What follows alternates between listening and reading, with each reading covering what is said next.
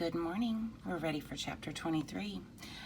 Remember that Edward just kind of had a meeting with Malone and Bull and Nellie, all the people from his past, including Abilene. Exceedingly well made, said the man who was running a warm cloth over Edward's face. A work of art, I would say, a surpassingly unbelievable dirty work of art, but art nonetheless, and dirt can be dealt with, just as your broken head has been dealt with. Edward looked into the eyes of the man. Ah, there you are, the man said. I can see that you are listening now. Your head was broken. I fixed it. I brought you back from the world of the dead. My heart, thought Edward, my heart is broken. No need to thank me, the man said. It's my job, quite literally. Allow me to introduce myself. I'm Lucius Clark, doll mender. Your head, may I tell you. Will it upset you? Well, I always say the truth must be met head on. No pun intended. Your head, young sir, was in 21 pieces. 21 pieces? Edward repeated mindlessly. Lucius Clark nodded. 21, he said. All modesty aside, I must admit that the lesser doll mender, a doll mender without my skills, might not have been able to rescue you.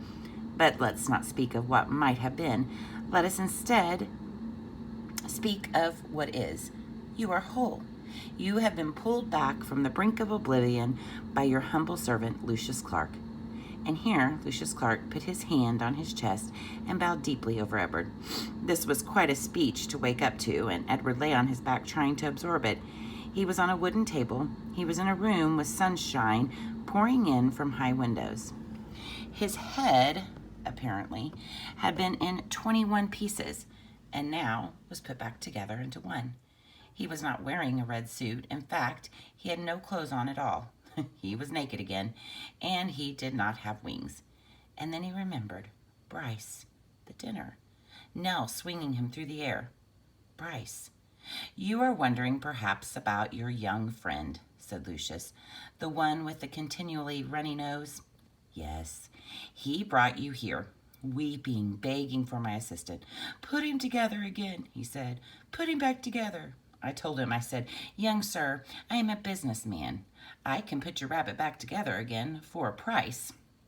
The question is, can you pay the price? And he could not. Of course he could not. He said he could not.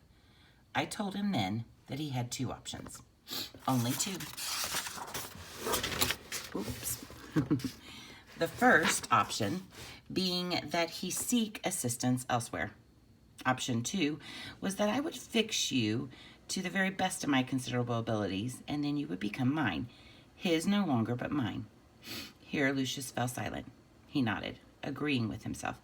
Two options only, he said, and your friend chose option 2. He gave you up so that you could be healed. Extraordinary, really. Bryce, thought Edward. Lucius Clark clacked his hands together. But no worries, my friend, no worries. I fully intend to keep up my end of the bargain. I will restore you to what I perceive to be your former glory. You shall have rabbit fur ears and rabbit fur tail. Your whiskers will be repaired and replaced, your eyes repainted to a bright and stunning blue. You will be clothed in the finest of suits. And then someday, I will reap the return of my investment in you. All in good time, all in good time. In the doll business, we have a saying. There is real time, and there is doll time. You, my fine friend, have entered doll time.